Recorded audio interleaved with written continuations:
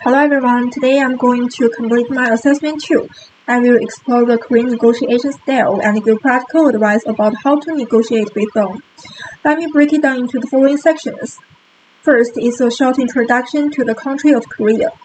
Korea is an East Asian country with a developed economy and distinctive cultural characteristics. Its relatively close geographical location has shaped its unique cultural character, focusing on traditional rituals and order, but also adept at absorbing foreign cultures and localizing and innovating them. Korea has a diversity of belief forms, of which Confucianism has had the strongest influence on Koreans. In negotiation with Korean partners, it's crucial to understand and adapt to their unique cultural backgrounds and social practice in order to effectively achieve the goals of cooperation. Now I'd like to explore the main elements of Korean culture. Korean values emphasize hierarchy, collectivism, honesty, and courtesy. Hierarchy is embedded in all levels of society. Respect for elders and authority is deeply ingrained. Collectivism is also central to Korean life. People are expected to prioritize group harmony over individual ambition. Honesty and courtesy are values at the individual level. In Korean culture, sincerity and trust are the basics for building interpersonal relationships. Korean attitudes also reflect caution, modesty, and concern for reputation. Public displays of personal success or wealth are generally discouraged. Even when someone achieves outstanding results, they are likely to respond with modesty, saying it was due to luck or help from others. Maintaining a good image in eyes of others, what we call face, is crucially important. They are careful in socializing, trying not to cause trouble for others and avoiding losing face themselves too. Norms in Korea are detailed and significant. The Korean language has a complex system of honorifics, requiring speakers to adjust their speech depending on the listener's age or social status. Korea also has a culture of social gatherings and business dinners. Business relationships are often stressed through shared meals.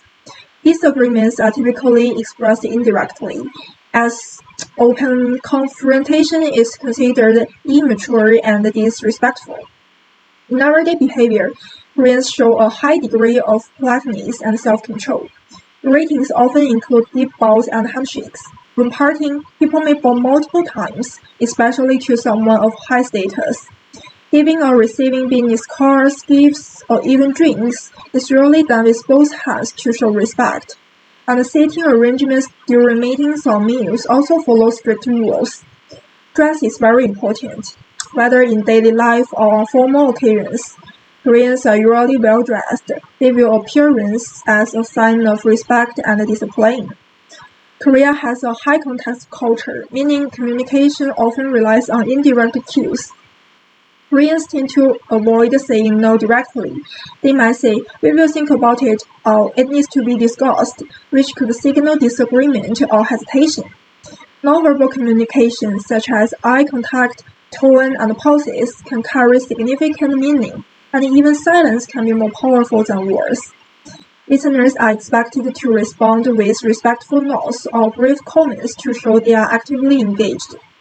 In terms of decision-making, Korean organizations tend to be collective, hierarchical, and progressive. Although the final decision is made by top executives, there are still usually multiple levels in internal discussion and approval. So, not responding immediately during the meeting doesn't mean the negotiation has failed. It reflects the need for internal coordination. Korean negotiators also prefer to gather detailed information before deciding, often discussing various options at length to avoid risks. The next thing I want to talk about is the factors which impact negotiation. One of the factors is customs and etiquette. Failure to follow rules regarding seating arrangements, dining etiquette, and formal attire in a business setting may be seen as disrespectful to the Korean side to the negotiation, or a lack of sincerity. Therefore, throughout the negotiation process, it's important to pay attention to polite behavior. The second one is hierarchical concepts. Although it has been mentioned many times before, Korean society really places a high value on hierarchical order. In negotiations, being aware of the position and the rules of their team members and showing appropriate respect can help create a positive atmosphere. The last one is relationship orientation. Korean culture emphasizes relationship before business. They value the initial informal exchange of pleasantries, gifts, and dinner. Koreans don't accept suggestion lightly, but once the relationship is established, they tend to be loyal and cooperative. To better understand what impact the characteristics and values of this culture will have on negotiation process, I made cross-cultural action plan 1. At the differentiation stage, Korean negotiators value building personal relationships and mutual trust before moving to serious discussions. In information sharing stage, they are unlikely to disclose their full position or bottom line at the outset, opting instead to release information gradually and adjust their approach based on the other party's responses. They also pay close attention to the counterpart's background, title, and decision-making authority to ensure they are engaging with the appropriate level of representative. At the exploration stage, Korean negotiators prefer refining existing proposals over suggesting bold or unconventional ideas. They rely on collective decision-making, often requiring internal discussions before presenting new suggestions. When offering new ideas, they tend to use cautious and indirect language such as perhaps or would it be possible to consider, which should not be interpreted as a clear acceptance or rejection. At the exchange stage, Korean negotiators tend to expect both parties to make mutual compromises, but actually really start with conservative offers and make gradual small concessions.